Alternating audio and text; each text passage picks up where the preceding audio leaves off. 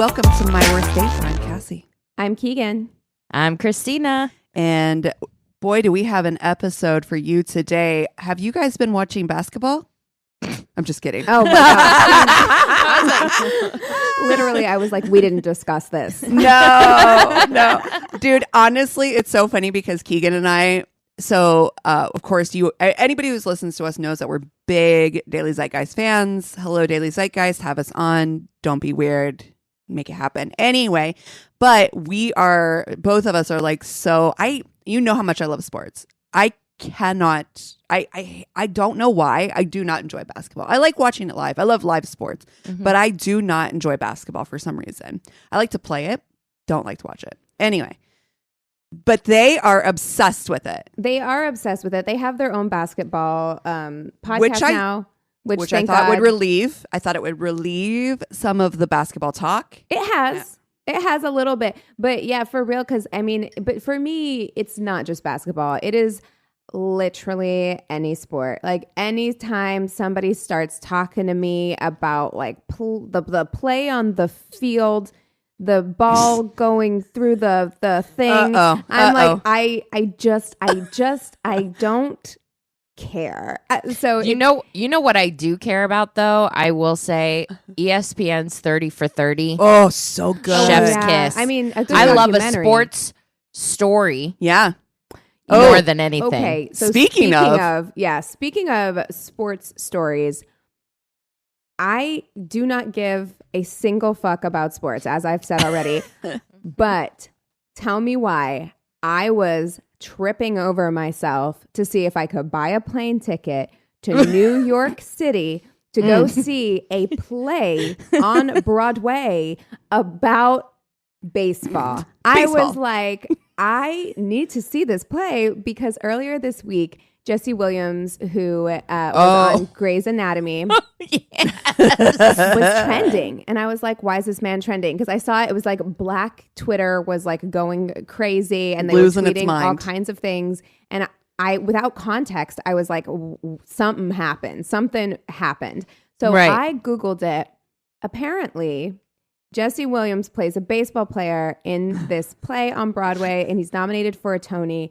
And he gets nude and wet on stage. There's a whole shower scene, basically. Yeah.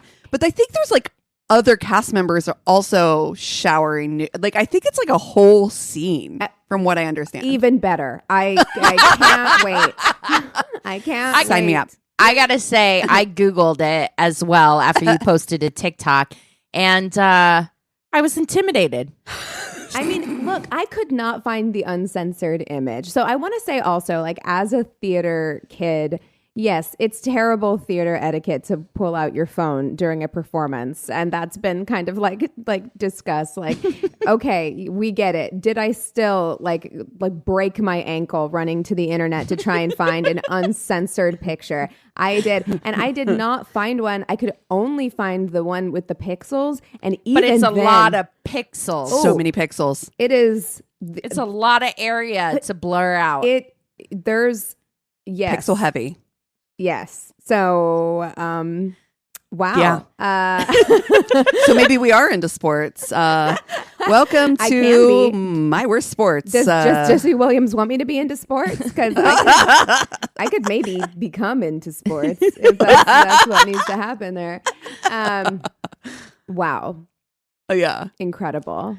Yeah, I feel like it's going to get a lot of people into the theater, supporting the arts. Sure is. In fact, you can't convince me that this wasn't a PR tactic from the beginning. Like, I think that his team and whoever is doing PR for this show was like, you know what we need to do?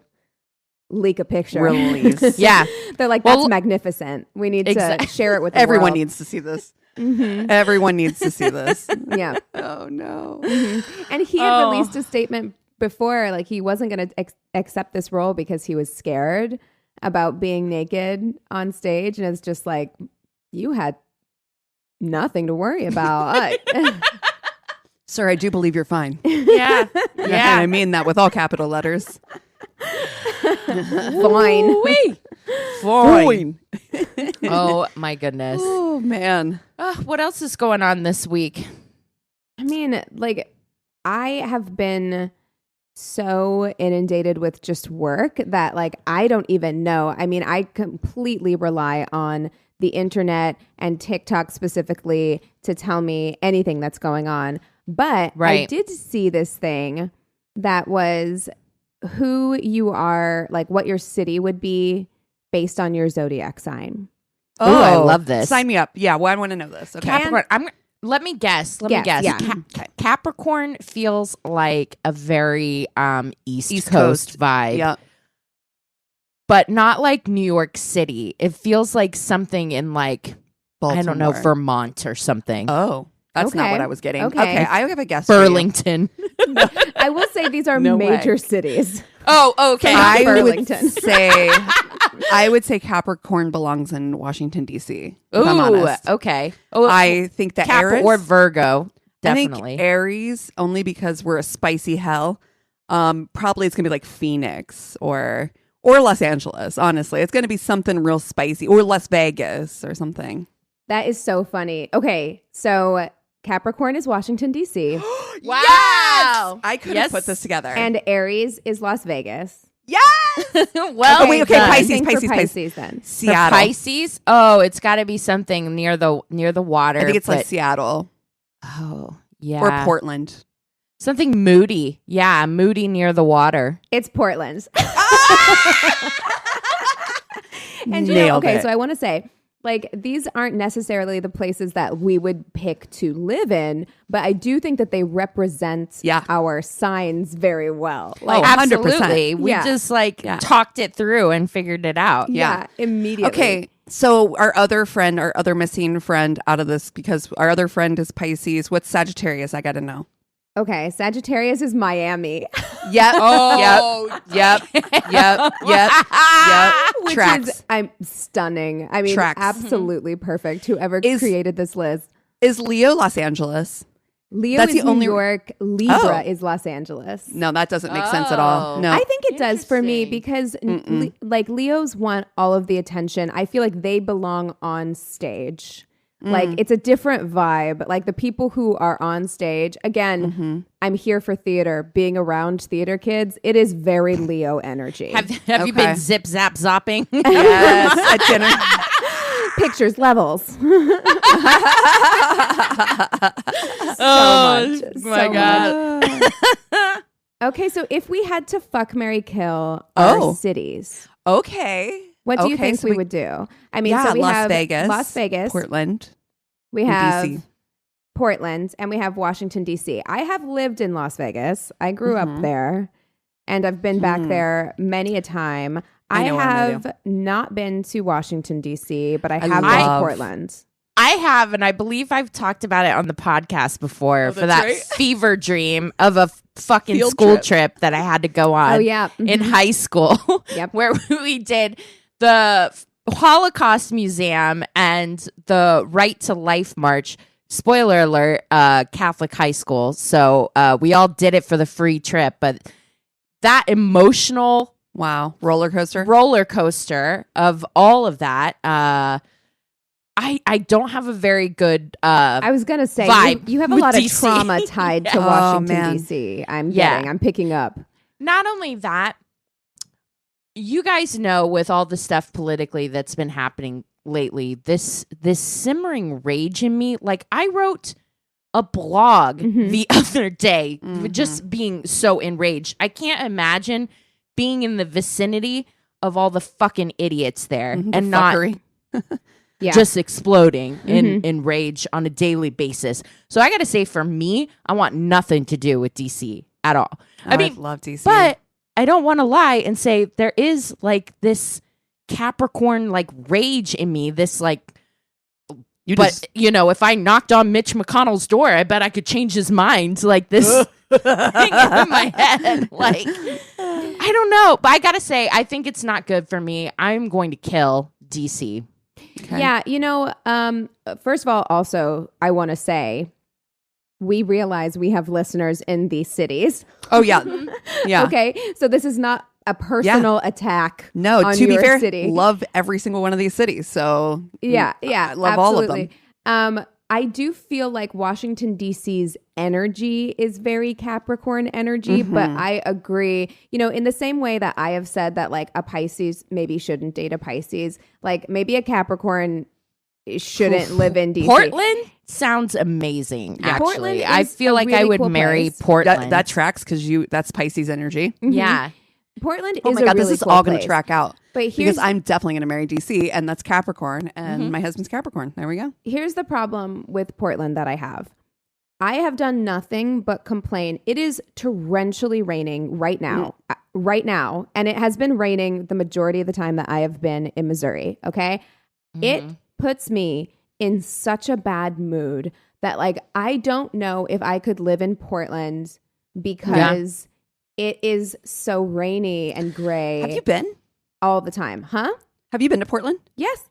Oh, nice. Yeah. I've been to Portland numerous times, and I got to tell you, I've never been to Portland where it's actually rained. It gets overcast, but I've never, and for as much in Seattle too, like I've been to Seattle where it's been like spitting kind of drizzly and gray, but I've never been It's to not either of those it's places not, rainy. It's not like Los Angeles, Yeah. though. I No. mean, the number of sunny days a year in the Pacific Northwest versus Southern California, it's night and day, Well, literally. and so regardless, like, okay, so You're right, even though. if It is it's- worse. I like the sound of rain at least.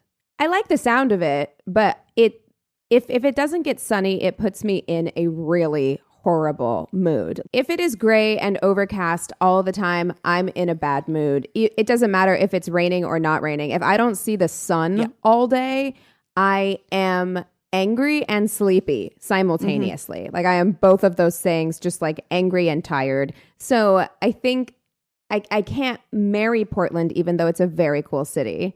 Right. For that reason, it wouldn't last. It just wouldn't last as romantic as it might be. Again, Well, Pisces. Pisces energy. Vegas, I have a lot of experience with. Vegas is like my ex that I can keep coming back to. but I've been with you in Vegas, just like that ex you keep going back to. You don't really like it. You don't. You don't. You're like, You keep going back, but Well, okay, It- here's my issue. Here's my issue. Having lived in Las Vegas, I love Las Vegas. I just don't like doing the Las Vegas things. I don't Yeah. like to gamble. As much as I love to drink, I get burnt out on like inside recycled air, refrigerated drinking all day. It similarly to how I feel when it's overcast all the time, like being inside in a casino for hours with no windows, where it's just like the same sounds and it's like cold and like you're kind of foggy because you've just had like 18 cranberry vodkas. Like yes. I don't like but not that. drunk. How? Yeah. It must be the oxygen they pump in. Honestly. Or whatever. But Las Vegas, if you lived there, there's so much cool like outdoor stuff to do. There's like a lot of hiking to do. There's a lot of like cool stuff surrounding Las Vegas if you're not in like on the Strip. I will say it is or should be illegal to have the earth be that hot. It does get really hot. I remember one summer when I lived there, it was like it got to like 120 degrees. Insane. So And they very hot. cover like their handles and shit with like styrofoam stuff, like so that you don't burn your fucking actual hands. That's some Mad Max shit right there. That's true. It's true. Bananas. I had my jelly shoes melt. Oh no. When I was a little kid on the it was like in the Target parking lot, like walking from the car to inside no. Target. So I mean my that is how goodness. hot it gets in Las Vegas. So you got to keep that in mind. But like you, Christina, I've never been to Washington D.C., but I feel like that energy, like the being surrounded by politicians energy, is not for me. I'm gonna have to kill Washington D.C. because I'm like I feel like I would want to throw hands constantly. Like I just feel like I could not deal. I'm constantly raging on the steps of somewhere about something. And I'm like, I'm right here and they can hear me. Ah! Yeah. So exactly. So are you fucking Portland and yeah, I'm gonna fuck Portland. okay. And then marrying and I'm gonna marry Vegas. You know, I feel like this is not I feel like these aren't the best options for me personally. But because I've lived in Las Vegas before, I know that I don't have to spend all of my time on the Strip. I also know that it is sunny most of the time, and I prefer the heat. Maybe not 120 degree heat, but I prefer being warm. If I can just be by like a pool for a considerable amount of that time, then I'm like, I feel like this is fine. Also, everywhere you go has like stunning air conditioning because they know how hot it gets there. So, I'm going to marry Las Vegas. I'm going to fuck Portland. It'll be a weird, fun time. And I gotta kill DC. Yeah. Yeah. I killing DC, marrying Portland. There is a part of me that I think that is already naturally melancholic. So the kind of gray weather or whatever, it's giving me mug vibes. Oh yeah, yeah, definitely. Yeah, and I have mug vibes in my soul. Like I am a mug person, so I'm loving that journey for like me. A chunky sweater person. Yes, I'm a blanket on the couch person. I'm that person. I like cozy, cozy vibes. But I think fucking Vegas. I mean that is spicy. Somebody I fuck with. Kind of on the regular. Yeah, it's a spicy time. Use a condom. Yeah. For sure. Wrap it up. I am so I've been to all these cities. My favorite city, other than Los Angeles, is Washington, D.C. I mean, I was a poli-sci major before I switched gears into the things that actually make sense for me, which is the arts. I love politics. I love DC. And you'll find it's actually a pretty liberal city. Most of the people you would actually get less angrily because most of the people actually agree with you. Yeah. So which is so funny because they just want to enact their bullshit for the rest of the country. But DC as a whole, it's not politicians. Like politicians rarely actually live there. They live in their own states, come in and do fuck all. And whatever. So the city itself is actually fucking super rad. It's a college town. You got Georgetown there. You have amazing restaurants. It's foodie city. You have amazing the subway system. The metro line is c'est magnifique. It's historic. You have free museums. It's artsy. It's incredible. DC is absolutely one of my favorite cities in all of the United States because I'm a big history buff too. So you have it's just an incredible city. I absolutely love it. I'm going to marry the fuck out of Washington, DC. Ah, okay. Would absolutely live there. Would absolutely going to marry it. Love DC. Now, I also love Portland and I also love Las Vegas. And there's actually very few cities I don't love. I love a good city. I will tell you though, and I love the rain. But as we were saying earlier, it's not like a big, heavy rainfall city. Like it's not like a just thunderstorm, like pour down rain city. And that's kind of more the vibe I like. And I feel like I could get that in DC. So do I feel like I'm missing out anything by letting Portland go? And I love Portland, but I just feel like I think I'm gonna fuck. Vegas. Yeah. Because that's just going to be spicy. You know what I mean? Listen, we love a good for a bad decision. We love a good bad decision on this podcast. So I think the fact that Vegas has made it into our fuck and marry selections for this segment, that tracks. That's very on brand for us. It is. I feel like for our listeners though, you got to drop a couple of the other cities that were included. Okay. Why don't I just share all of them because I don't want anyone to feel excluded. Don't feel left out. I always feel like Pisces gets the like short end of the stick because we're the we're the 12th zodiac sign. So anytime anything comes up, it's usually broken up in like 2 segments, and Pisces is always at the end. It's always because you're just like sitting like waiting for yourself to come up. So you go in reverse order. Yeah. Oh, well, okay, I'll go in reverse order. Yeah. Yeah. So Sagittarius, Capricorn, or I'm sorry, Aquarius. Okay, let's see. An air What do you sign. think? I'm going to say Denver. Okay. Ooh, that's a good Aquarius. I'm getting like a some kind of weird vibe, like somewhere like maybe in North Carolina or something. Like a Charleston. San Francisco. Oh, Okay. that makes sense. I feel like it works. I feel like Yep. it works. I feel like Aquarius is more San Francisco pre-tech boom, maybe. Yeah. Like whenever it was like lots Just of a like little weirder. yeah, a little weirder. Capricorn is Washington D.C. Sagittarius is Miami. Scorpio guesses.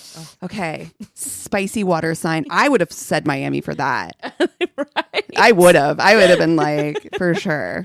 Miami's got the heat though, so it makes sense to me that that's a fire sign. Right. Yeah. So spice. Oh man. Spicy water sign, though.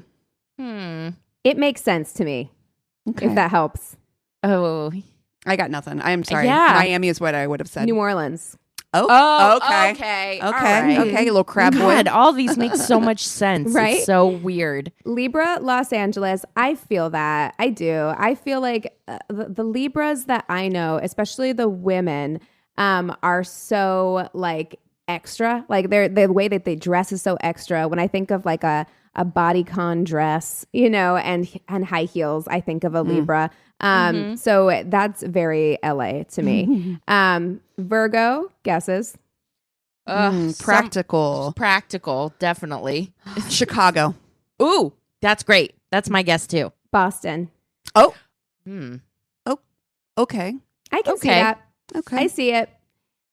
Leo is This is New fine. York. Cancer. This one I wouldn't have guessed. I wouldn't have put Cancer in this category. I would have said Boston for Cancer, honestly. Right. It seems like a Water. crab, clam kind of yeah. thing. Atlanta. Oh, okay. Huh. Yeah, I don't know about that All right. one. Okay. Gemini. Ah, Twin Cities. the Twin obviously. Cities. Minneapolis, St. Paul. Chicago. Okay, that's obvious. Just so Windy wrong. City. Gemini, come on, don't be stupid. You had it right there in front of you. It's the twin fucking cities. This is a dumb Cassie list. said wrong. And Taurus. What's the guess? Bullheaded. I don't know. See, Chicago Bulls, the Bulls. See, okay. I feel like Cassie's like Taurus? done and done. Oh, it's a main city. I was just going to say something like maybe like Montana or Wyoming or something Billings. like that. Think of a main city that's similar to that, Okay. but it's Denver. Denver. Yeah, Exactly. Yes. yeah, that makes Okay. sense. Exactly. So yeah, I mean, those are fun. And I think that like for the most part, pretty accurate, like maybe a couple misses, but for the most part, I think mean, that those are all pretty accurate. I think we clearly understand that they messed up on Gemini. I think that is the most. Cassie's like, I'm not going to give this up until I you all can't. agree No, with me. I actually would have put Gemini in Los Angeles. Okay. Like the twins, the two, you know. Yeah. I could see don't that. disagree with you. I can see don't that. disagree with you. Yeah. Oh, well, that was fun. Yeah. Wow. Yeah. No, thanks for finding that. That's Yeah, good. you know, I Oh, love a man. good, at this point, half of the things that come up on either my TikTok or my Instagram are just astrology accounts. Like that's like, all On that purpose, comes up though. at this point. Yeah. Yes. And I I'm not prefer mad it. at it. I'm not No. mad at it. It's a No, good time over here. I got into a really weird space this week where somehow I must have stumbled onto like clean talk or maid talk where I spent way too long just watching videos of people clean terrible messes. Oh my God. Love it. So satisfying. I love the lady who watches everybody do like restock a clock. I love knew that lady. somebody was watching those because when I Sorry. scroll through our like group TikTok like For You page, it is Yeah. so erratic because It really is the three of us. They're like, what do you want? Okay, I need to know who is watching the AMSR because I swear to God, No, I it's not can't me. not It's not me interested. either. Oh, It's I not am me so either. sick of I've like not interested 15 gazillion of those, and I'm like, Nope. please I don't, stop. Don't watch those. Oh, it's like nails on a chalkboard. I literally can't. No, hate it's it. not me. If there's a lot of anti-purity culture things popping up, that's me. That's my fault. So I think we got a lot of feminist shit regardless because all three of us. So yeah. I would never blame you for that. Ooh-wee. Well, we do have one new patron this week that I would Hell love yeah. to shout out. Want to give a big thank you to Tammy Sitnick. Welcome to our Patreon fam. The three of us will be back together again shortly, in a few days, in fact. And so all of these backed up Patreon rewards will be put in the mail next weekend at the very latest. Everybody should be getting their rewards very, very soon. So sorry for the delay, but thank you so much. We see all of your support. It doesn't go unnoticed by us or unappreciated. So thank you. Thank you so much. And thank you to you, Tammy. Yes, and we have a lot of really big stuff coming up in the second half of the year. So Patreon is going to be the place where we make sure to give you guys a heads up first. So if you're not a part of the Patreon family, you can join for just $1, which is really great, but you get, the first dibs on tickets when we go on tour. We do have a brand new show announcement coming up later this year, so stay tuned for that. But thank you guys to everyone who's already a member of the family and a worstie. We love you guys so much. Yeah. And if you wanna bear witness to our secret shame of our first 20 episodes, $1 gets you there. $1. Oh, So because we are cheap. Ooh, well, you guys want to take 5 and we'll come back with stories? yes. All right. Sounds good. And we're back. Okay, I've got the Tainted Love this week, so I will kick us off with stories. I met a guy at the bar I was working at during college. He asked me out, and I said yes. On the night of our date, I ended up picking him up. He got to the car with some other guy, and they both got in. No, Immediately no. that's going to be a no. Immediately no. The audacity to bring somebody into my vehicle on thank you. our date without informing me that this was happening at all. So already not a good start. Then he said, I hope it's okay that I brought my cousin. It's not okay. We ended up at a bar playing pool. Then he suggested we hit the strip club. What? Nope. It's a first date. No. Sir, I was 22 and had never been to a strip club, but I was curious, so I said yes. I'm 32 and I've never been to a strip club, so what is I've been to plenty. What is he thinking? Like, what's gonna happen here? You're just hanging with the bros, or like? I was so like, confused. how weird. Like, he's just like, oh yeah, I mean, I really want to like go out with my dudes, but I have this date, so why don't we just take her along? That is the vibe. It is That the is the vibe. vibe. Once we were inside, he made me pay my own cover charge. We found like at least cover me. I'm sorry, what? And also, wait, you went Women to a strip don't club. pay to get in Women do strip not pay to get in clubs. strip clubs. That's fucking I've never absurd. paid to get inside a strip club ever. Never in my life. We found seats near the stage. He said he wanted to buy me a lap dance, which I agreed to. He called a dancer over and told her what we wanted, and she said it would be $20. He looked at me. I looked at him. I realized he wasn't reaching for his wallet, but Honey. I figured... This feels. I This is giving me a not good vibe. No. This is somebody that is forcing you into a situation, I feel like, to get like some sort of sexual titillation for himself. right. You know what I mean? He's like, oh, I'm going to watch other girls dance on. You know what I mean? Also, I'm just like, very is that your weird. girlfriend that works at the strip club, and is this all part of your ploy to get her more money? It's I don't know. I didn't even consider that option. It's just extremely strange. It's extremely strange to go that to a doesn't make strip club sense. on a first date with your cousin in tow. No. Like, what's going on? yeah. She says, but I figured I'm in it now. Might as well follow through. Absolutely not. So I ain't got I to gave shit. her $20 and had the most awkward 3 minutes of my life. Later, I put some dollars out for the woman who was dancing. He leaned over to me and said, "Is it okay that I want to fuck you?" No, motherfucker, no. Get away from me. Honestly, I got to go to the bathroom and leave out the back door and get in my car and go home. This feels a lot. This shit happened to me in my early 20s. Yes. It was like a thing to hang out at the dollhouse. Yes. You remember? Oh, yeah, I do. And it was like foreplay. It was like foreplay for But was a lot it of foreplay that was agreed upon? Like you were both like, let's go to the dollhouse and get turned on and then go home. Yeah, because I mean, like that's fine. Yeah. Not for a first date. I'm not down for that. Not for first date, exactly. I feel and like not for that's a very first uncomfortable. date it wasn't discussed prior. No, it's right. not like these are two people who like met on a dating app and they were like, you know what I really like to do is go to strip clubs on my first date. Because like, do you like whatever as long as Sure. both parties are like into that or whatever. Right. But to just spring it on somebody, like what the hell? Like she picked you up, took you and your cousin to the strip club that she paid to get into, and then she paid for her own lap dance. Why would she want to fuck you, my guy? No part is happening for you, man. No. No. So he said, "Is it okay if I want to fuck you?" I said, "It's okay, but it's not happening." Yeah. You go, girl. A few minutes later, he glanced down at his naked wrist as if looking at a watch and mentioned he had to get home so he could wake up early. I had driven us there. Bye. So I ended up driving this man and his very drunk cousin back to their house. End of date. Honestly, it's so uncomfortable. First dates are inherently uncomfortable anyways. But you add a situation, especially as a woman, where you have yet another male stranger in proximity, and then going to a place that's overtly sexual. Yeah.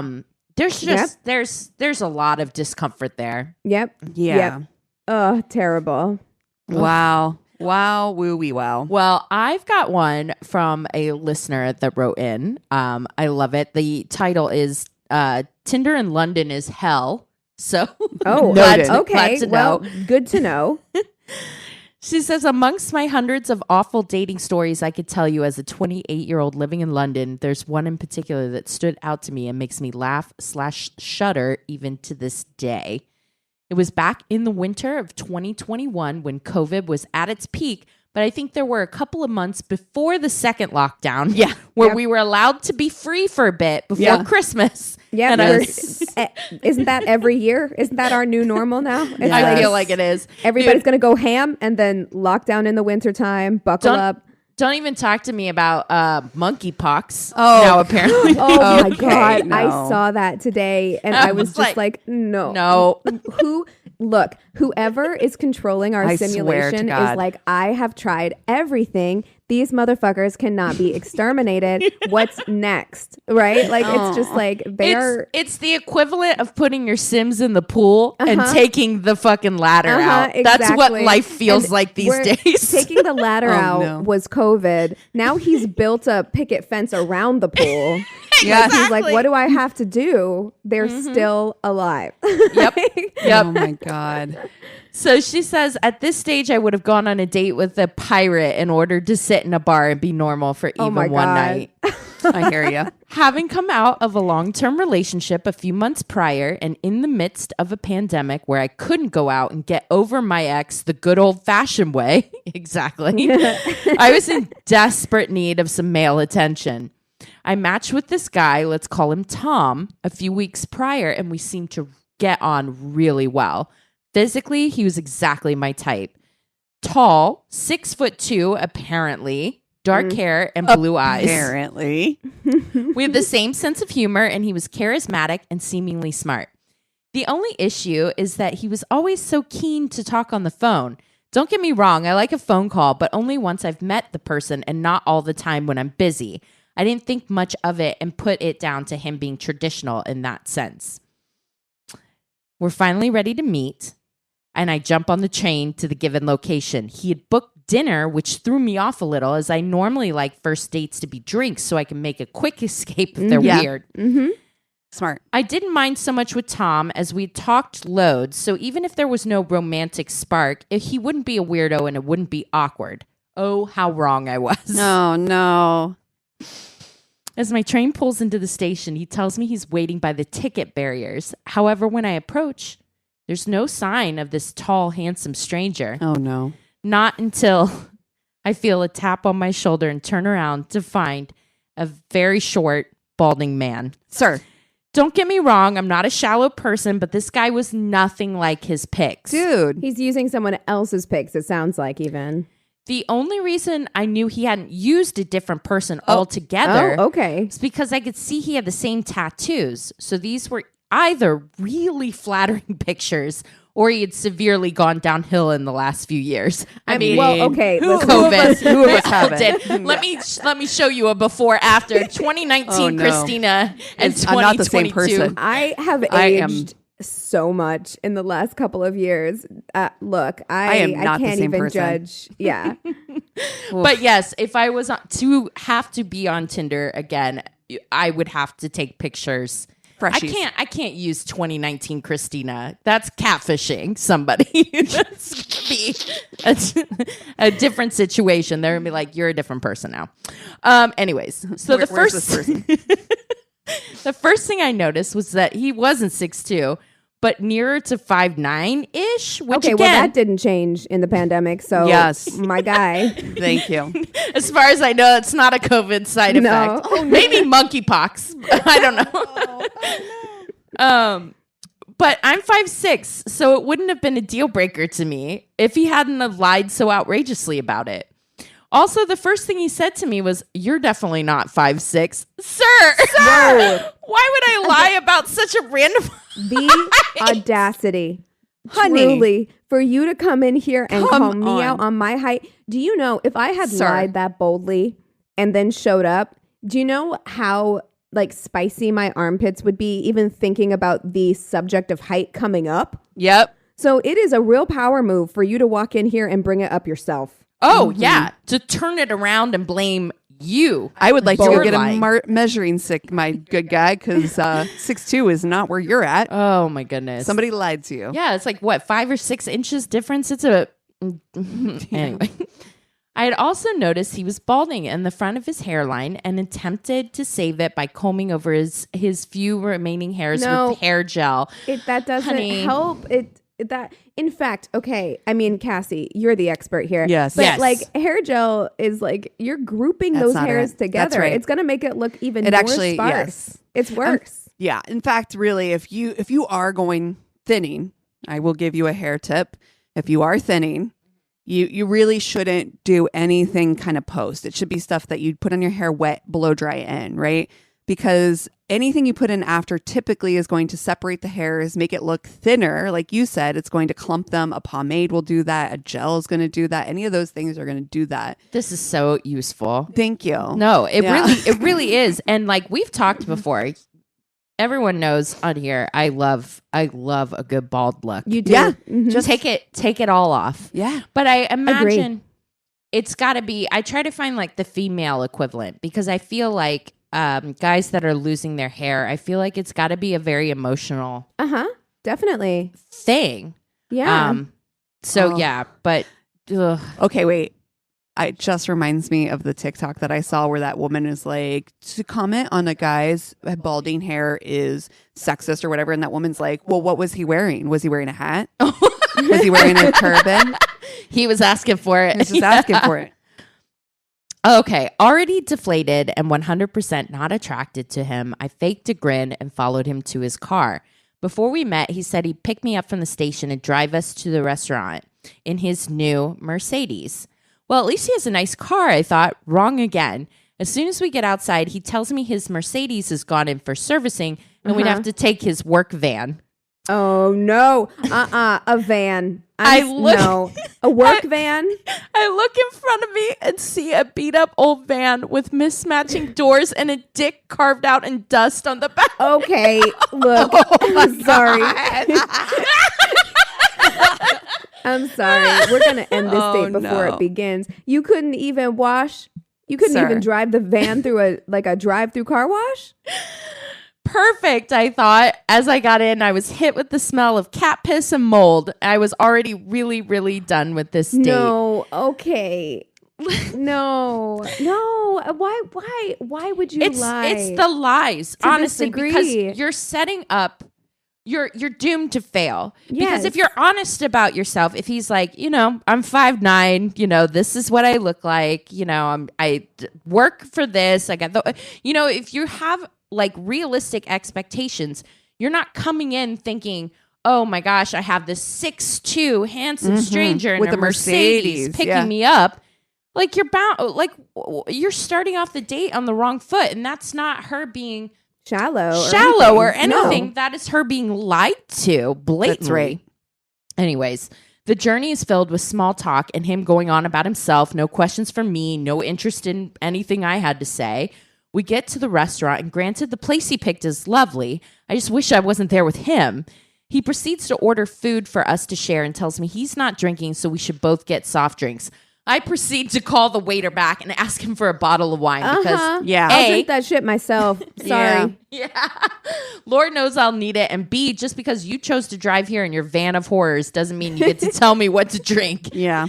The food comes, and he also tells me how happy he is I'm in such good shape. Okay. And this I should motherfucker let right him here. feed me to fatten me up. Oh.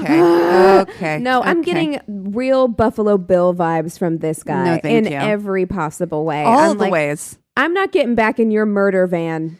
No, Yeah. sir. Yeah. I'm not helping you put that. He's like, would you like some lotion? You're like, No. I would really not. I would really No. not. No, thank you. He's like, it's Bath and Body Works. No. Nope. No. He then proceeds to physically try and stick a fork full of food in my mouth. I Can I have this bottle of wine to go, please? Can Thank Can you You just, just put it? pour it in a styrofoam container. Yeah. Walk it Bye. I'm not wasting it. I'll leave a 20 on the table, and I'll call a lift. Oh my God. Oh. As we get the bill, he makes this over-the-top gesture of paying for the whole thing by literally reading out the price on the receipt, which was something around 150 pounds, and then saying pocket change to the waiter, but then not tipping anything. What? He then tells me he has another surprise for me, mini golf. No. Look, Wait. mini golf can be cute if it's something that if it's like a cute date with someone you really like. Like, it's not, it takes a long time. I'm going to get frustrated because I'm not good at it. And now I'm stuck here with you. Also, mini golf. we just ate. I had wine. Like, I don't feel like doing I have a this. question that I can't get past until I confront it, which is, do they tip in London? Is that a thing? I don't know, but she Yeah. brought it up, so maybe they do.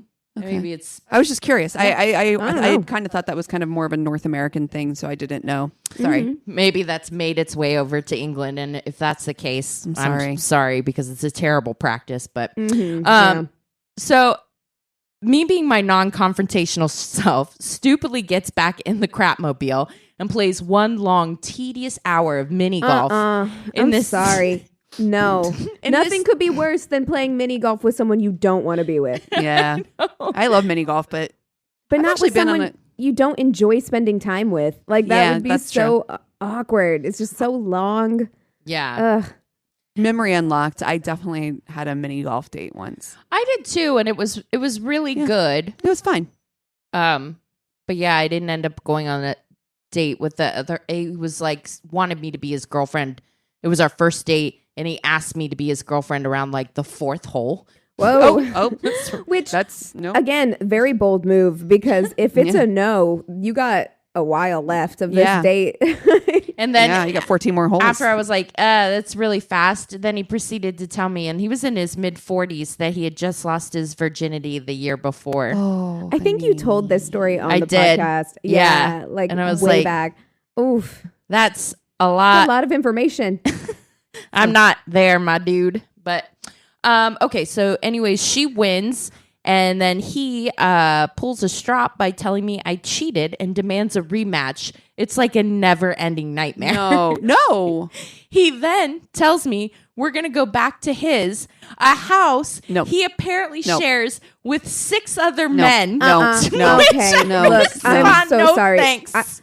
At this point, do you even say anything or do you just walk away? Just do you walk. just walk away and Yep. call the lift? And Yes. just like, Yes. I don't even want to engage in this conversation Wow. any longer. Goodbye. He is seemingly in shock at this response and tells me how so many women would beg to be in my position. Would they? And that all of his mom's friends think he's really hot, but oh well, it's my law. Oh, Honey, you've that's been so embarrassing for you. What happened to you during the pandemic that you think that this is okay to tell people? Like, We're not No. okay. no, The you don't know dri- how to act anymore in public. The drive back to the station is painfully awkward, and as we approach the entrance, he leans in to kiss me. I back away so quickly, I hit my head on the window, and he rubs it for me, calling me a silly Billy. I'm not convinced That's that he it. lives with 6 other dudes. I think he No. lives with Silly his Billy. mom and her Mummy. friends. Yes. Silly Billy, come on. Silly Billy. Silly Billy. Get off of me, you fucking monster. Finally, I also feel like I'm getting clammy hand vibes from this guy. You know he's got absolutely. clammy hands, and he's got him like he's pawing your face with his clammy fucking sweat hands. No. Oh, I can't hate this life. my mom's friends think I'm hot. Okay. Okay. No. Well, finally, I'm on the train. My nightmare is over. I look down at my phone and see 2 missed calls for him. Maybe I Sir. forgot something in his car. I message asking if that was the case, only for him to respond with, "So what do you think of me? Can we go out with my friend and his Block. girlfriend tomorrow?" Block. Sorry. Look, you know, I'm not ever like just ghost, but in this case, like I have expelled so much mental energy in this evening. I cannot formulate a response to this. Just block. Yeah. Wrong number. She politely responds with a standard "thanks for the date, but I'm not interested" type text and think nothing more. The next day, I awake to 6 missed calls, 13 messages, and an Instagram DM. I never gave him any of my socials, all begging me to give him another chance, then slowly turning into hateful slurs against Of course. me. Yeah. He That's how it had goes. also added my mom and sister on Facebook Stop. and told them I was a slut for leading him on and that he could have been their potential son-in-law. Oh, Listen, I swear to God, I fucking wish. I wish someone would message Terry Connor on Facebook. She'd be like, First of all, you wouldn't get to my mom. You'd have to go through my dad because my mom is not on there. So my dad would be like, where do you live, sir?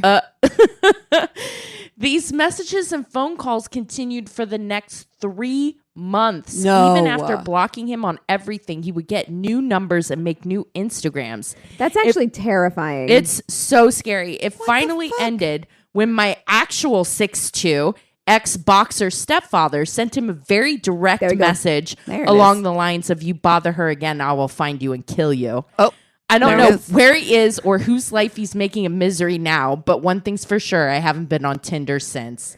Yikes. Woo! Well, What? that was a journey. A terrifying situation. It's 11:11. Make a wish. Oh. I wish this room didn't smell like my cat just pooped in it. If you did. Sorry. Thomas, you can cut that out if you want. Ay. Okay, so our story, or my story, comes from a listener, and the subject. I have to read the subject line because she titles it "Grab your 10-gallon hat, cowboy boots, and buckle up, partner." Okay. Alrighty. I'm there. I'm feeling another bad decision coming. Oh no! Hello, you wonderful, inspirational women. First off, I just wanted to say thank you for bringing this podcast into existence. My best friend Kristen told me about it because her first story was used in an early episode. So obviously, I had to catch up and listen religiously. Your podcast has been a safe haven for me. Through the lows and highs of my life, you ladies are always there to bring a smile to my face, even when it hurts the most. I love you. Aww. Aw, thank you. Gosh, that is so wonderful. I know. The story I just shared, she had a paragraph at the top that was full of nice things, but I felt self-conscious, so I didn't read it. But thank you for the nice things. I was do because I'm like, it's so sweet. Like, I it's know. such a nice message. And we really appreciate it. All right. So I'm from New Jersey, just turned 33 and work in social services, mental health, domestic abuse, sexual assault, and human trafficking legal advocacy. Wow. My ex and I broke up in January, almost 4 years together, looking at engagement rings and planning, quote, the trip. Then he cheated again. Oof. Oh, I'm so sorry. It's still messy. I still haven't been able to obtain my belongings, nor can I say goodbye to my 2 boys, her cats. That's a story for another time. So I finally bit the bullet and went out on a date. My birthday was earlier this month. I wanted to keep things low key because the breakup was rough. So, I mean, like, that's still, she gave herself like a nice window of like. Oh, absolutely. Yeah. And your timeline is your timeline. Whenever you want to get back out there and however you want to get back out there is completely, up to you. I wanted to keep things low key because the breakup was rough. A friend I went out to a local bar, not a dive bar, but not a dive bar, if that makes sense. Yes. Yep, totally that makes sense. Perfect sense. Yeah, we completely get it. Now, I'm not the type to approach another person if I find them attractive. I just tend to think, oh, he's cute, then continue living my life. That's, same. Christina and Keegan both raised their hands. I'm like, I can't not tell you how cute you are. Oh, yeah, I know. I've seen it in action. And it's not just people that you're like, it's not people that you're interested in romantically. It's just like anybody. Everyone. Yeah. Yeah. Yeah. It's Used to that be cute having girl my drinks in the bathroom. You have to. Yeah. What? Oh, you are so cute. Stop it. Yeah, that me. All right. Also, I haven't been on the dating scene for a while. Well, ever really. It just seems I fall into relationships and just stay there. Anyway, oh my God, it's Keegan. Anyway, it was last call and I realized this guy was burning holes into the side of my skull. He mouthed the word wow when I locked eyes. I got confused thinking he's looking at my friend, so I get her attention for him. That's also me. Oh God. You know what happened to me one time whenever I was in high school? I was in high school and I had just moved to Utah and I was sitting in class and I took like one class. It was like driver's ed or something. And a guy sent a note back, right? Like he was in the front of the classroom and I was in the back of the classroom and he like sent a note back and it made it all the way back to me. And I like took it. And then I was like looking like next to me, like who I was supposed to pass this note to. And he was like, no, it's for you. And I was like so confused. Oh no. I was just like, no, it couldn't clearly be. Not me. Me? Why I never. And me, I'm 2 rows ahead of you and it stops at me and I'm like, oh, it's for me, right?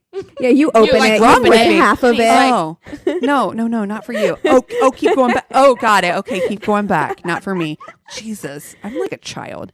I got confused and think he's looking at my friend, so I get her attention. She looks at him. She tells me, no, I think he's looking at you. Yikes! She encourages me to re-up and say hi. I start walking over, and naturally, I look him right in the eye and panic. Yep, I tell a complete stranger, I have to pee. And I walk right past him to the bathroom. Oh my God, I love that. Oh my God, I love that. That's amazing. He's like, Okay. Let me tell you, I keep it classy as ever. She did the melting emoji face where it's like, so I stand and look at myself in the mirror in awe of my lack of game.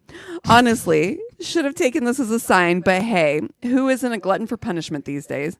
I gathered myself up, went back out. Lo and behold, the dude was waiting for me with a pen. He told me his phone died, and so wrote my number on his arm. Let's call him Paul. Paul actually texted me to ask me if I made it home safely. That definitely got him some brownie points in my book. We began texting the following days and began getting a bit pushy to go out. I thought I was overreacting or being anxious, so I finally said yes. He seemed nice enough. We talked a lot about cooking and Star Wars. Also, to be completely honest, I find tattoos incredibly sexy. So when he sent me pictures of some of his, quote, new work, mandalas on each arm. Mandalas. I said that really funny. Yeah. Like I was saying a mandolin or something. on each arm. Let's just say that added to his appeal. Turns out he was lying. They were just stick-on tattoos. Oh. What a fucking nerdy thing to do. It's so weird. Like, what a weird thing to lie about. Like, why? That's so dumb. Like, why? You're gonna get found out, bro. Yeah, sorry. Oh my God. She said, which I wouldn't have minded, but don't lie. What was the point? Tuesday comes around. We agreed to go to dinner and get drinks at some swanky lounge in Morristown. If you're not familiar, Morristown, New Jersey has a lot of really great places, especially if you're in college and just want to dance. It's also crowded, overpriced, and you really have to be in the mood to go to enjoy the nightlife there.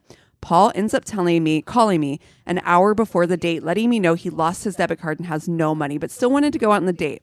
Nope. Now reschedule. No, yeah, we can reschedule. We can Like, it's reschedule not that big a deal. No. Like, or let's do something free. Let's go to the park. Like, let's get to know each other super cheap. Like, Well, here's the thing. Paul only wants to get laid. That's the reason why he doesn't care that those tattoos are fake, because he doesn't envision this woman being around long enough to figure it out. He doesn't envision this woman as being a human being with real thoughts and feelings, emotions, or anything other than just being a body for him to, do what his way with. Like, what is wrong with people? Also, yeah, that's also weird. But I lost my debit card and I don't have any money. But let's still go to this very expensive place. No, I tell him I've got it. That it's no problem whatsoever. I actually got cash out for myself because I didn't assume someone else would pay for me. I did, however, take this opportunity to suggest going to a local dive bar with great food, which is more my atmosphere and inexpensive. I'm in social services. I don't make a lot of money, so it seemed the reasonable thing to do. He said, great. I did let him know it's a local bar, kind of like a Cheers. Everybody knows your name. No, he did not get that joke. I'm like, dude, do you live on a rock?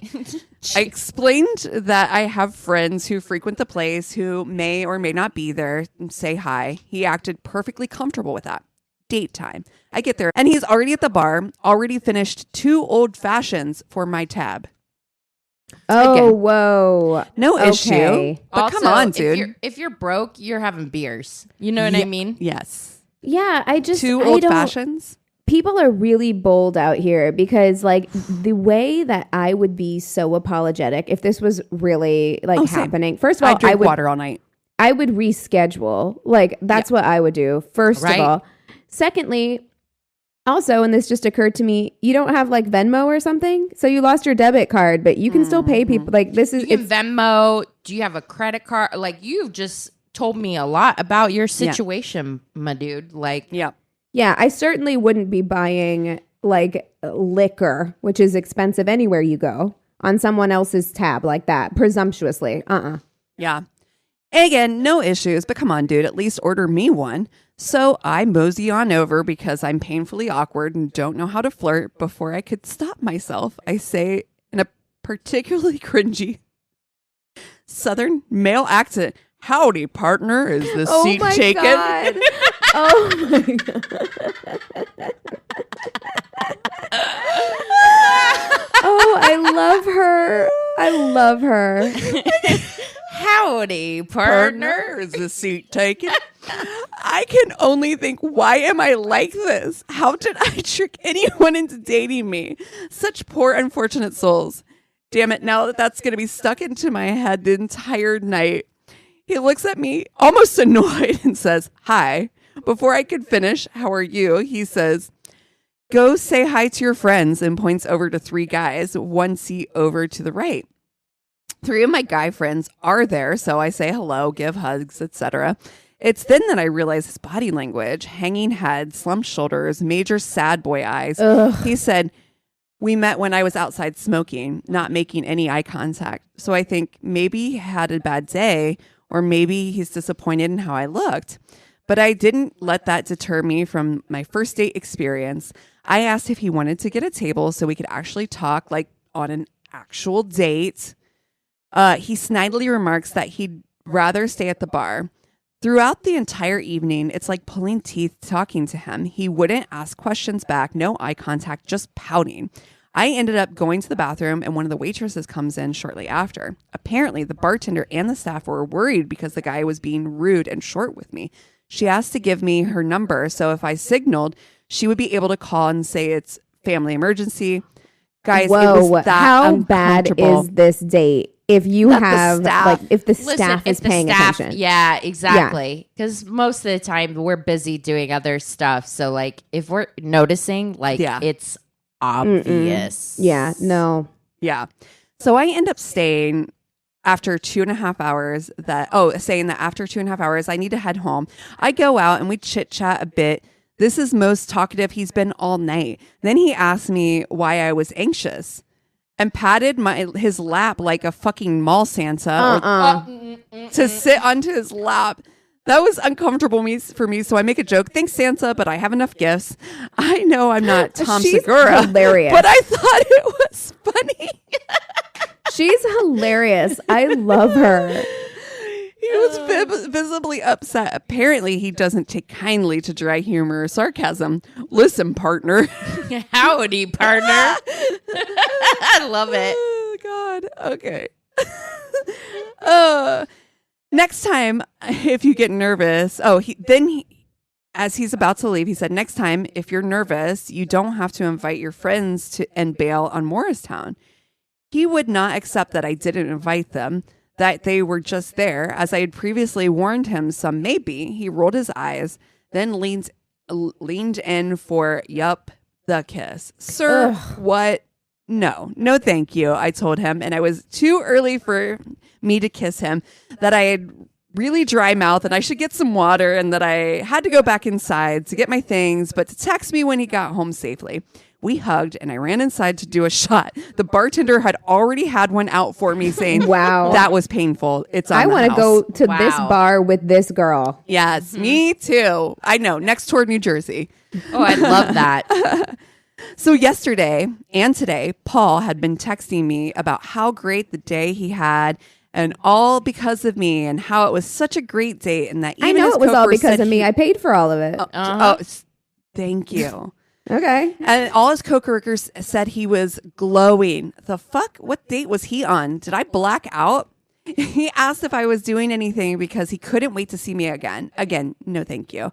I said something along the lines of like, I'm very hungover, blah, blah. Now I'm typing out the words to say as to not upset him because he seems a bit unregulated. Wish me luck. So this is like super recent. This is ongoing. Oh, yes. Wow. So P.S. There is a silver lining to the story. One of the guys at the end of the bar turned out to be my middle school crush. Then we worked together as freshman year in college. He's that sweet guy that even if you're being made fun of, he would come over and give you a big hug and remind you that everything's okay. But also, he knows how hot he is. So picture this. My shit date finally being over. Me at the bar trying to process this. I look over to my right. Oh my, insert sappy teen movie vibes. One Direction's Night Changes in the background as he approaches me. I love her. I'm bad at using words to begin with. Case in point with the country greeting. So I'm already sweating. He sits down. We catch up for a bit. Asks me to walk him to his truck. He's being all cute and giving me the side eye, smile, head tilt, rub the back of my neck. So yeah, we end up making out hardcore. He literally picked me up against the car behind me, legs wrapped around and all. Oh, wow. So he wants to take me to dinner. Did I date right? Stay tuned. Dude, I love that. Yeah, that's actually a good date. Not with the first guy. With the second. Also, I love like a good rekindling. Yeah. You and I, Keegan, we read way too much like old school romance, way too much old school romance and is oh no. Yeah. Way too much old school romance and way too many like romance movies. Too many rom-coms where people reconnect years later. I love it. Ooh, I love that trope. I hope it works out for you too. Yes, keep us posted. You crazy kids. You crazy kids. All right. Well, you guys want to take a quick break and we'll come back with Tainted Love. Yes. And we're back. All right, Keegan, you got the Tainted Love this week, so regale us. Okay, so I wasn't sure what I wanted to do this week, and then I decided, why not a little history lesson for us all today? Okay, so today I am going to tell you about the case that sparked the first murder trial in American history. Oh, what? Yes. So let's get into it. Julie Elma, who went by Elma Sands, was the daughter of an English Quaker who died before the family came to the United States. Her mother was ill most of her childhood and was fully infirm and I think like completely bedridden by the time Elma was 22 years old. So because of this, Elma lived with a married couple that were described later in court documents as distant relatives, though most of the things that I read on this case listed them as cousins. So their names were Catherine and Elias Ring. So I got most of my information from a Crimes of the Centuries episode, podcast episode. I love that podcast. It's so good. If you've never listened to it, I highly recommend it. A biography.com article and a Wikipedia and InsideOutTours.com article. Nice. Okay. So she lived with her cousins, the Rings, at their boarding house on Greenwich Street, which is now in Greenwich Village, but it was then like the northernmost part of the city. So the layout of New York City was just completely different back then in 1799. So in the summer of 1799, a house carpenter, a man named Levi Weeks, moved into the boarding house and quickly took an interest in Elma. She returned his affection, and the two were like quickly smitten with each other. They kind of had this like summer romance in the boarding house, right? So she lived in the boarding house. He lived there as a worker, and there were like a lot of other workers and carpenters who kind of like moved in and out of this house. So their relationship was really passionate and it intensified really quickly. And it was kind of like too quickly for the time period. And the fact that Elma came up with a family of Quakers, right? So they would spend a lot of alone time together, which was, if you like, listen, Christina and I, we've read a lot of 19th century romance. We've seen Bridgerton. We know. You got to have the chaperones. People are not allowed to be alone together, but they were alone pretty frequently, and house guests would later say that they had caught the two in compromising positions on more than one occasion. Compromising. They were near each other. And also, I have to say, like... It sounds like these were some of the nosiest people of all time. And not that I'm super judging. I mean, we've vacuumed our share of grass. Oh, yeah. Listen. In our day. They do not have Hulu. They That's do right. not That's have the radio. They have nothing to do but be in other people's business. And read the Bible. 100%. I would definitely. What you doing? Yeah. Hey, what you doing? I mean, and they did to the point where they're like, oh, we caught them in all kinds of compromising positions. It's like, yeah, because you would like literally go and put your ear up to their doors and like try and hear what was going on inside. Like, of course, like that sus. Stop it. Yeah. But also, you were also in an uncompromising position. But also, I mean, have I done that in my apartment to my neighbors? Yes. Duh. Yes, I have. Absolutely. In early December 1799, Elma revealed to her cousin and Catherine Ring's sister, Hope, that she had a secret. She was pregnant. Pregnant. She and Levi were planning on eloping on December 22nd. So they had set a date for their elopement. And she swore Hope to secrecy and asked her not to say anything to Catherine or to Elias Ring. No, don't trust Hope. Hope. Really excited for Elma, and the two would often talk in private about her upcoming wedding and like what life would be like as a married woman. Ultimately, though, Hope couldn't keep a secret, couldn't keep her mouth shut, and told her sister Catherine about Elma's plans. So she told her sister on December 21st, so the day before the planned elopement. Oh, But no. Do it the day after. But far from being upset about it, Catherine told Elma that she was excited for her and told her that there was no need to elope. You know, she kind of thought that like, oh, maybe she wants to elope because there's been all this talk, you know, and like they're quietly going to sneak away and get married. And she was like, there's no need to do that. Like, stay here and we'll throw you a proper wedding. Like, she was very, you know, excited for her cousin. Elma said that Levi wouldn't agree to that, though, and that he wanted to keep his marriage or their marriage a secret. Oh, Red fucking flag. Yep. Bad decision. Still, though, Catherine helped Elma get her things together for the elopement. She helped her pick out her dress and gloves. And because it was cold, it's December in New York, she even went to a neighbor and borrowed a muff, which is one of those, you know, Aw. I did forget my muff at home. May I put my hands in your pocket? Exactly.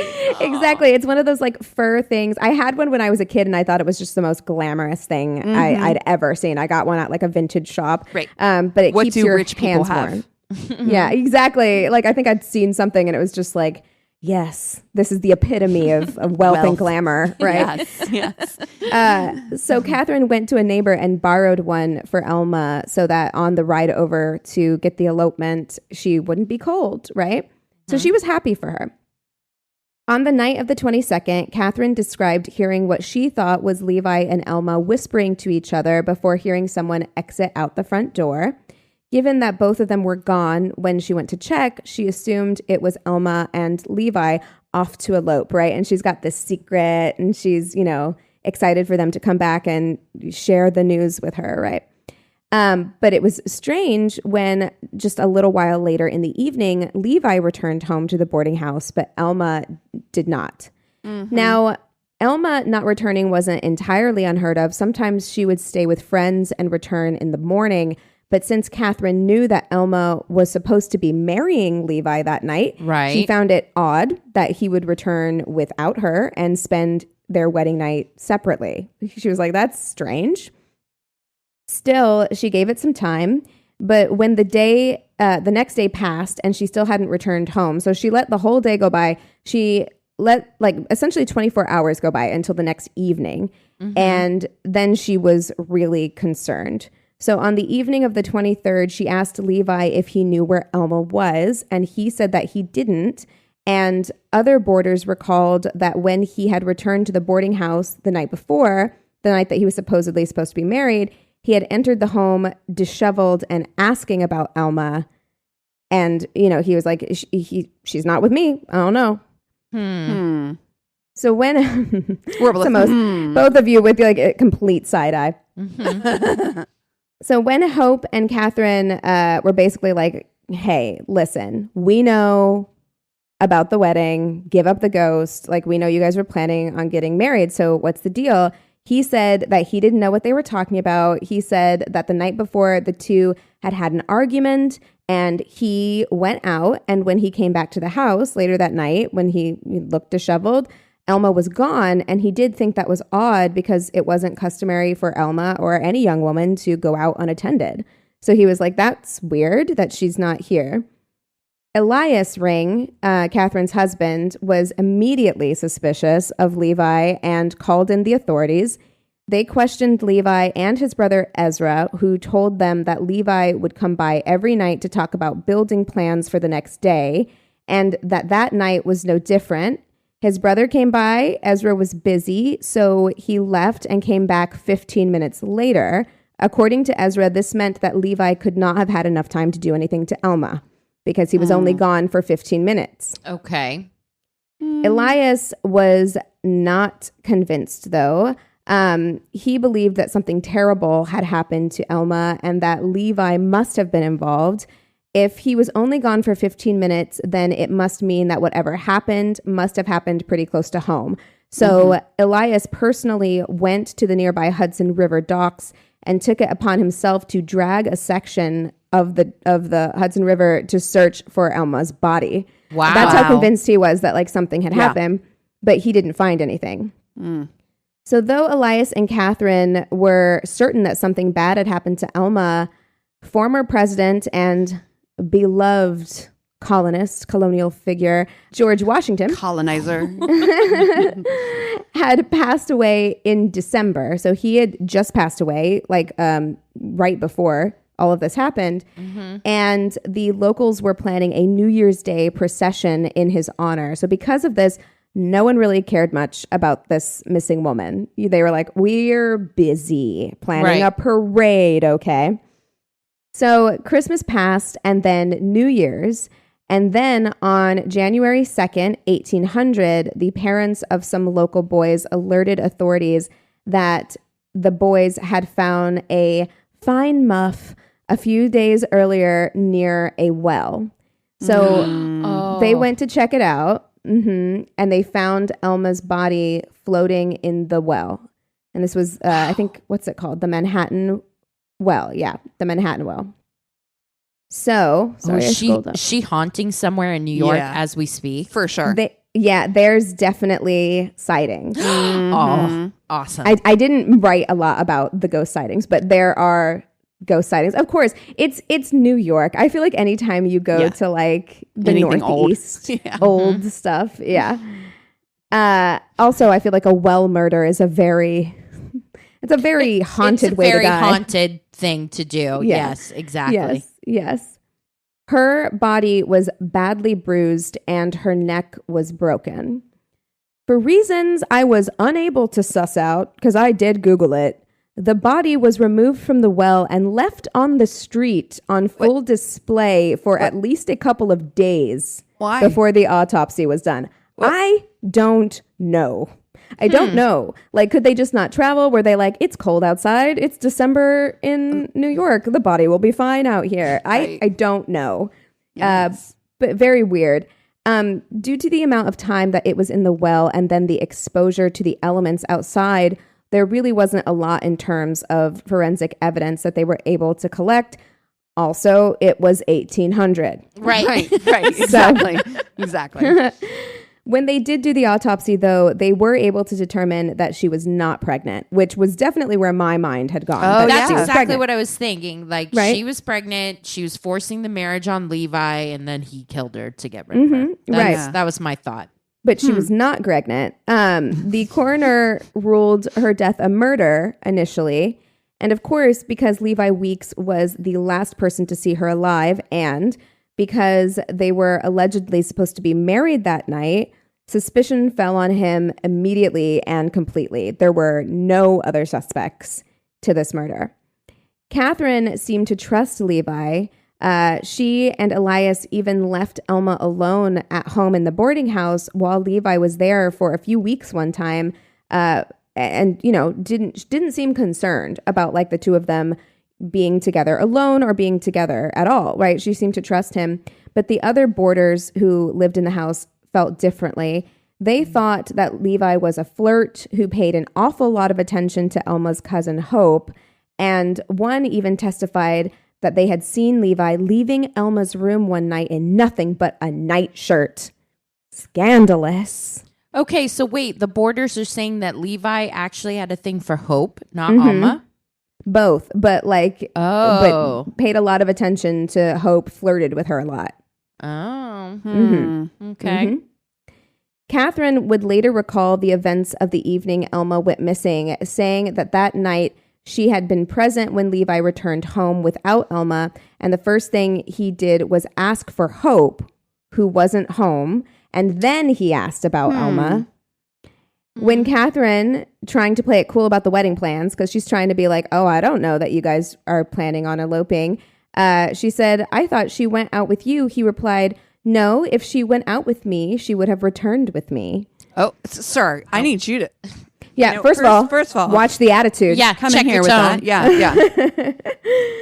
The next day, when Catherine and Hope grew concerned about Elma being missing, they confronted Levi, who reportedly went pale and said that he never would have gotten married without his brother's blessing. So his brother Ezra is a major architect in New York City. Like he was the person behind, I think, like the Gracie House or whatever, where the current governor, I think, of New York lives, or Oh, mayor wow. of New York. Okay. So he's responsible for a lot of like architecture in old New York, and that's Levi's brother. So he was kind of this well-to-do, rich, self-made rich guy, and often had like Levi come in on his projects.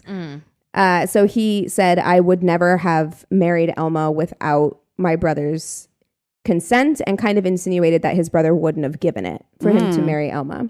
Interesting. He then, according to Catherine, cursed and exclaimed that he was ruined unless Elma came back to clear him.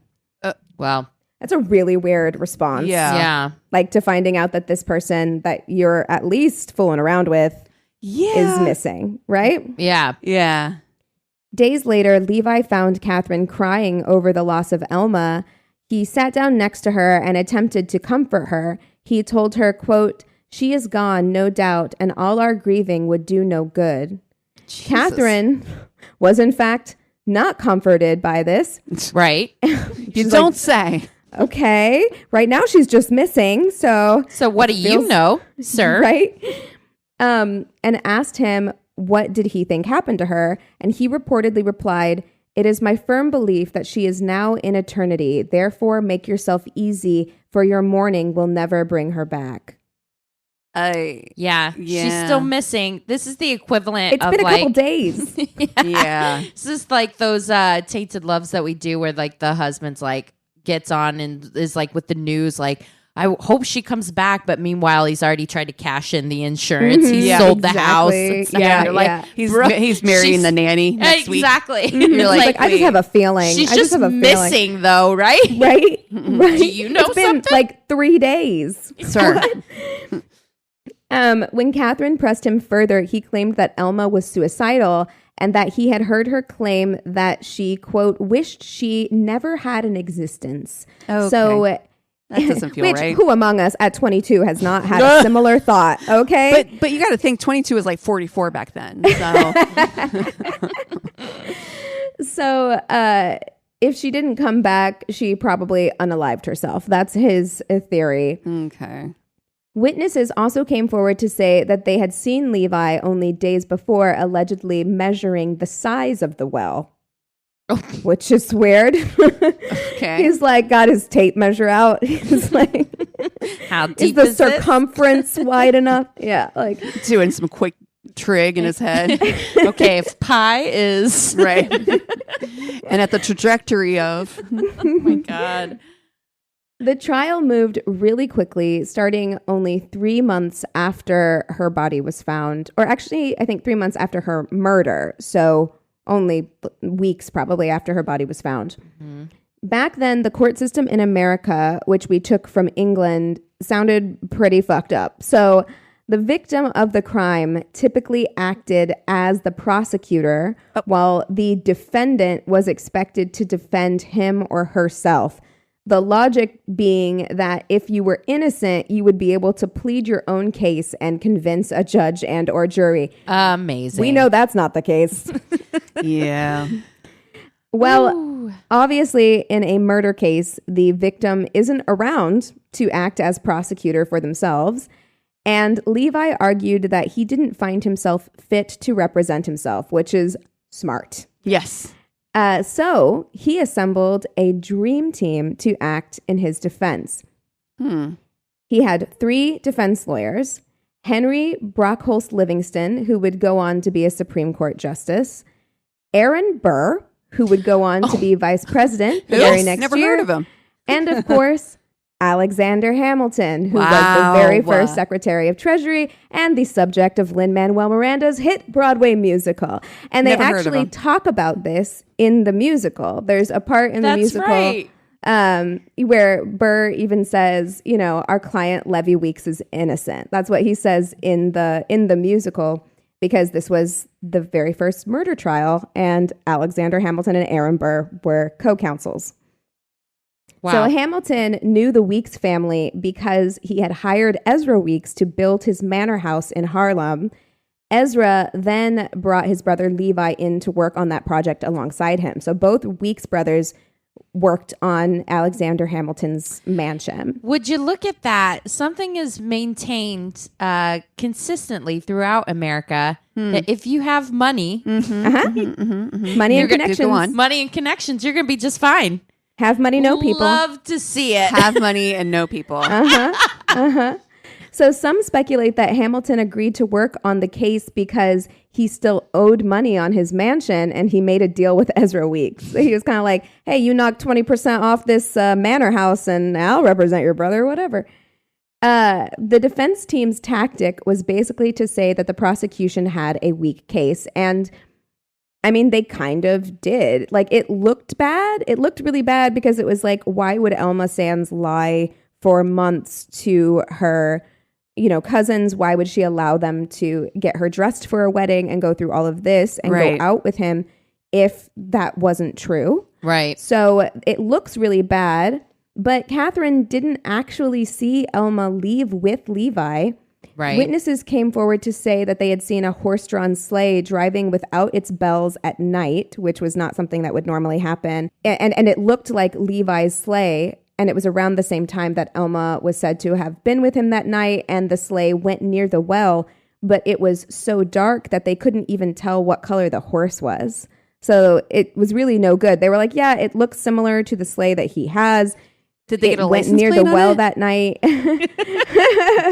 Like, But I couldn't even tell what color it was. I love the fact that like the carriage, it's like the same thing as being like, I think it's a silver Toyota Corolla, but Exactly, I can't but be sure. I It was couldn't really tell. dark. Could have been gray. Yeah, it was real dark, A nosy as fuck neighbor also testified that while Catherine was away in the country one time, he heard sexy time noises and a man's voice coming from Elma's room, but the man's voice didn't sound like Levi's. It sounded like Catherine's husband, Elias. Dun, dun, dun. It's so soap opera-y. Oh, scandalous. The man went on to say that he had heard sexy noises coming from Elma's room 14 times during Catherine's trip. Like, bro. This bro mind was your keeping business. tally marks.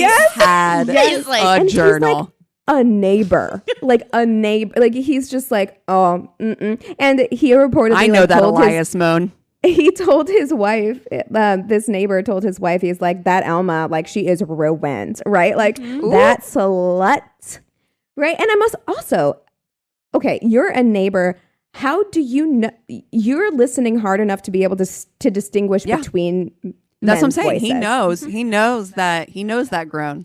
this is like, do you need a hobby or something? Like, Right? is there Is he a firewood that needs to be chopped? Or like, 100%. Is he a hisser? there's nothing else to do except for like listen so tightly to see if you can hear like what your neighbors are doing. Yeah, That's 100%. boredom.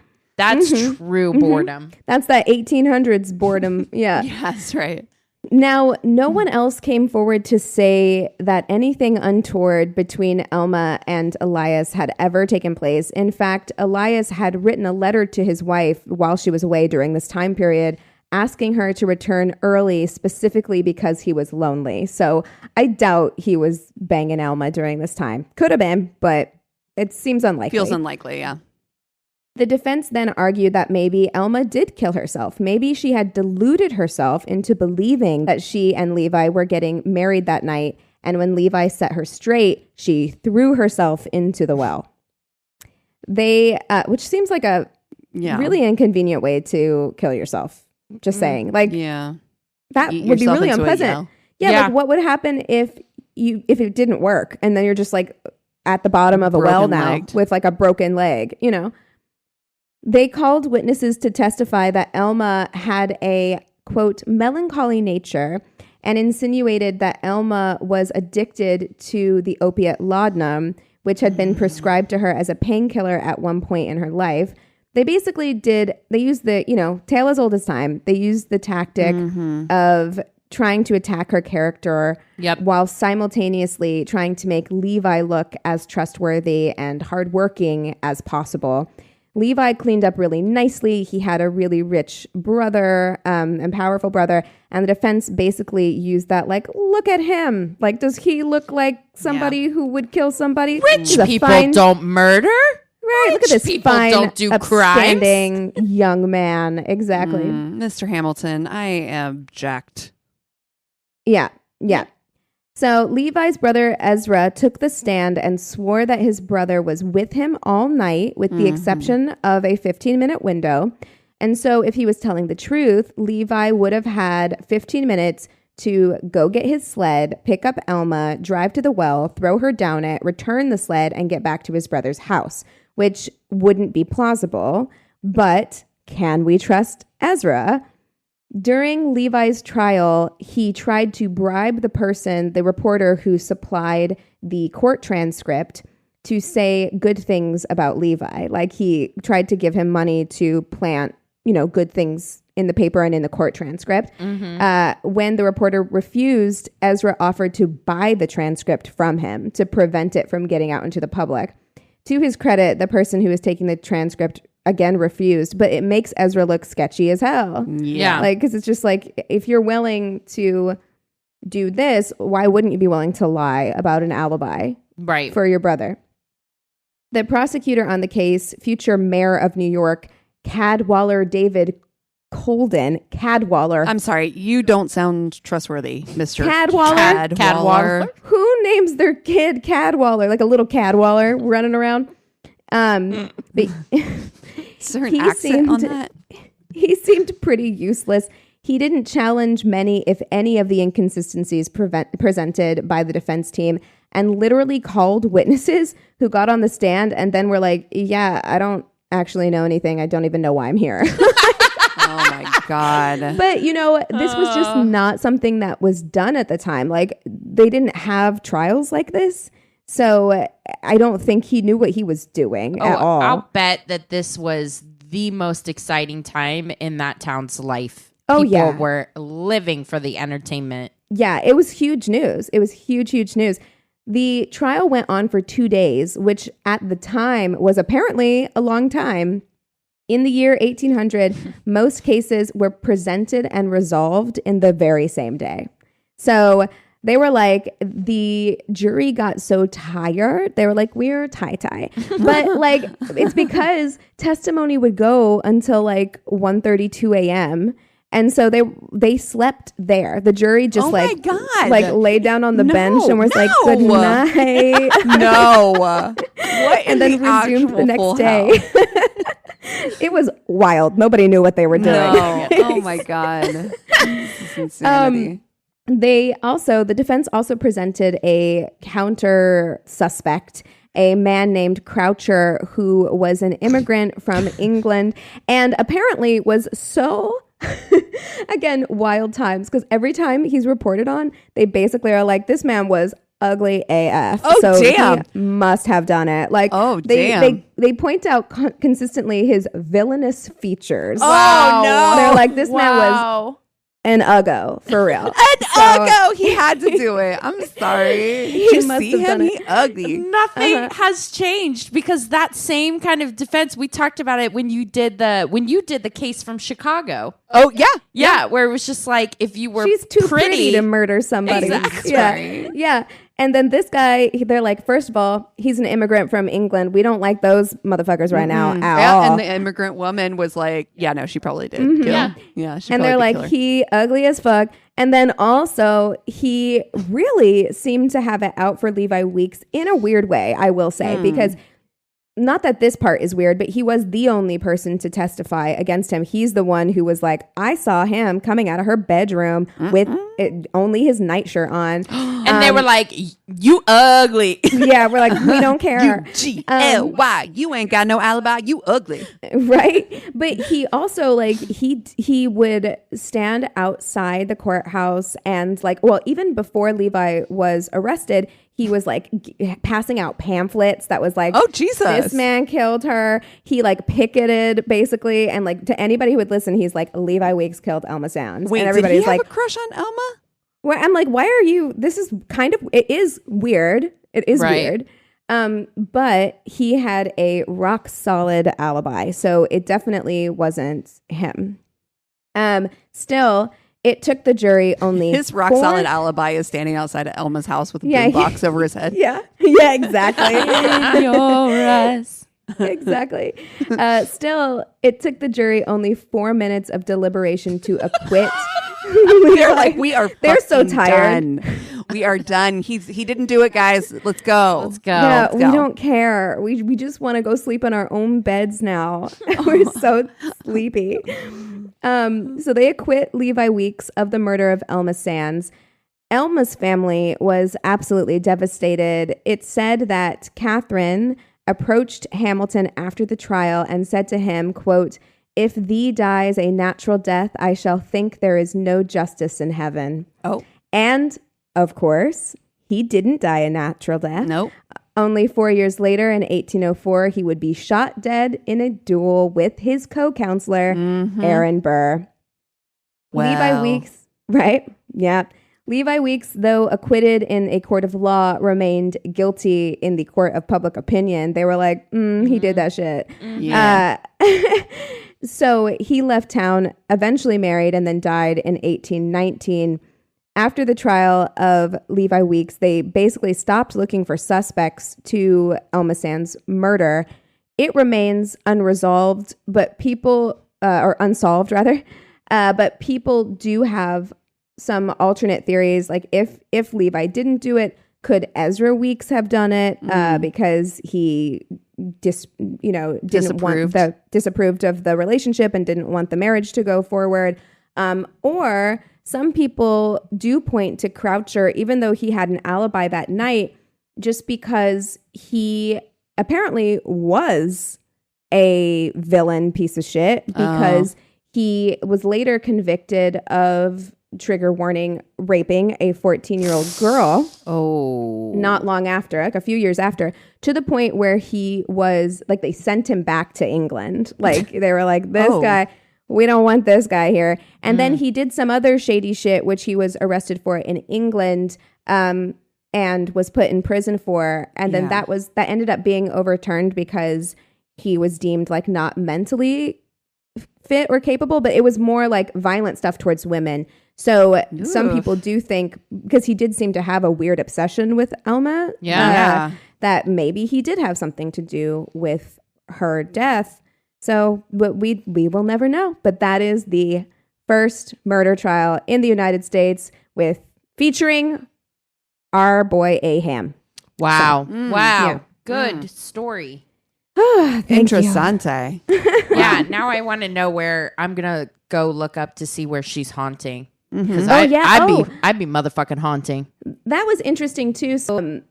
So Alexander Hamilton's company actually had built the Manhattan Well that her body was found in, and the road leading up to the Manhattan Well was built by Aaron Burr and his company, and they covered it over or something, and then someone found it in the basement of their house, like underneath the basement of their house. No, which can you imagine? That house was probably so haunted. So haunted. Yeah, and they ended up removing the well, and I think it's in a museum now or something. But they like pulled it up. Wow.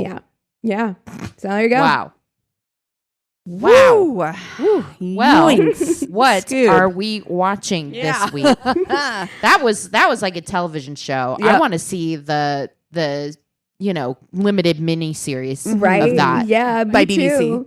Oh gosh, because yes, I mean Masterpiece Theater. and I want the horror movie because you have all the elements of like she was dressed for a wedding and was found in a well. So you got all the elements for a ghost. Yeah. Yes. Yeah. A good ghost story. And Christmas. Wow. It was days before And a Christmas. well? I mean, a well. Come on. Yeah. Well, Her hair's wet. Well. God. Oh, no. Okay. All right. you got real Ring vibes. The Ring vibes. Exactly. Yeah. Exactly. Mhm. I'm not watching anything new, but I did watch The Exorcist again the other day. I was just like, I have a night in. It's raining outside. I got a glass of red wine. I'm going to lay in bed and watch The Exorcist. And you know what? That movie gets off to such a slow start, but Yeah. it holds up. I will say It's a wild movie. that movie holds up. I enjoyed it. Yeah. It is a slow start. It's very slow. It's like there is so much in the front part of that movie that I'm like, there's a whole archaeology dig that takes like 30 minutes. I'm like, why are we still here? You're like, we get it. Get to the Jesus. possession, please. That is what we are here for. This is what we play for. Okay. Yeah. Next night you have to do Poltergeist. Oh hell yeah! I absolutely will. movie's scary. Caroline. Yeah, it's because I read a book called A Head Full of Ghosts, which is a horror novel that's kind of like a possession story. It's actually really interesting. It's a possession story about, it's a woman recalling when her family, her 14-year-old sister was supposedly possessed, and they brought in a reality television crew. Oh, and they had a reality show called The Possession where they followed her exorcism, basically. It's very interesting. Or it's fun. I finished Ozark. Oh, yeah. Stayed up really late last night to finish it, and I've got to say, not great for your anxiety. No. That show. Definitely, it's like there's no stopping point where you're like, huh. Oh, I can breathe where you now. can catch your breath. Mm-mm. Nothing like that. So, what an enjoyable ride. I've got to say, great things about it. We did actually start watching The Offer on Paramount TV. Ooh. It's about the making of The Godfather. Oh, yeah. Not didn't get great great. reviews. Yeah, it didn't get great Not reviews. great. It's pretty cheesy, but then we were like, let's watch The Godfather again. Yeah. Enjoyable. There you go. Godfather trilogy. I mean, the third one, not great, but Number yeah. 2, the best. Yes, I agree. Clearly the best. I like the second one the best too because it goes like back Back in and time. forth, yeah. And also the hottest Robert De Niro. I was about to say, has ever been. He's No, so hot. hot in that movie because I had not seen The Godfather until this year, and I watched both of them, the first one and the second one. You said both. Like there is no 3. We don't need to talk about it. Well, I've not I mean, seen we it. don't. It It's true. doesn't You're right. exist You're to fine. me in No, my no, reality. no. That's fine. It's fine. But Robert De Niro is shockingly hot. Like heart Hot. stop. I'm like, he is never hotter in any other movie than that one. No. This is it. Yeah. Yeah. This is it. I watched all of The Lincoln Lawyer. Chris and I binged that because we're fans of Michael Conley. Oh, okay. And so I had actually never watched the movie The Lincoln Lawyer, but Chris had recently, or not that long ago. And so I was like, Chris was out of town. And so I went ahead and watched the movie and started it as well. And we binged that whole series. The movie is good. Mm-hmm. Matthew McConaughey, like I can't get over a Southern accent lawyer who lives in Los Angeles. That was tough for me. Yeah. But otherwise, it was a good movie. It's a really good movie. It's very twisty, turny, and windy. At first, I was like, this movie's going to suck. And then I was like, okay, I get it. The TV show, just okay. I wish it was more in tone of the movie. Like the tone of the movie was had more seriousness. Yeah. Where it seems like the jokey. show is campy. It's campy, weirdly yeah. campy. And so after that, we've done a little palate cleanse watching the new Bosch Legacy, the other Michael Conley, which we love. So Nice. yeah, palate cleanse. Well, if you guys have something we should watch or read, or if you have stories about the terrible dates you're going on, go to our one-stop shop of a website. It's myworstdatepodcast.com, and we love you so much. Cheers.